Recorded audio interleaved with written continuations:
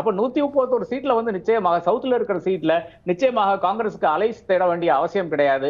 நிச்சயமாக திமுக போன்ற கட்சிகள் வந்து காங்கிரசுக்கு சற்றே நம்பர்ஸ் வந்து கம்மியாக கொடுத்தால் கூட லோக்சபா இதுல வந்து பட் கடைசி வரை அவர்களுடைய கூடத்தான் இருப்பார்கள். அதேதான் உத்தவனுடைய நிலையானாலும் சரி, அதேதான் இன்றைக்கு இருக்கின்ற சரத்பவாரனுடைய நிலைமையா இருக்கிறது. அப்போ இது ஏறத்தாழ இப்ப பல ஒரு ஒரு பெரிய ஒரு ஃப்ரேம் என்ன வருதுன்னு பாத்தீங்கன்னா, இந்த ஹிந்தி பெல்ட் வந்து கம்ப்ளீட்டாக வந்து பாஜக கையில் இருக்கிறது.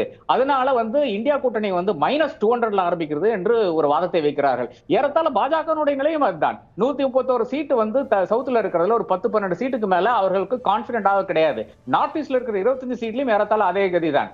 அதே மாதிரி தான் இப்போ பீகார், பஞ்சாப், ராஜஸ்தான், டெல்லி போன்ற இடங்கள்ல வந்து அதே நிலைதான். பீகார் அப்ப பாஜகவும் ஒரு -200 இருந்து தான் ஆரம்பிக்கிறது. ஆனால் அவர்களுடைய ஒரே ஒரு வித்தியாசம் என்னவென்றால் மீடியா எல்லாம் கையில வைக்கிறதுனால அவர்களுக்கு மிக எளிதாக வந்து இந்த -200 ஃபார் இந்தியா என்ற அந்த கூட்டணிக்கு அவர்கள்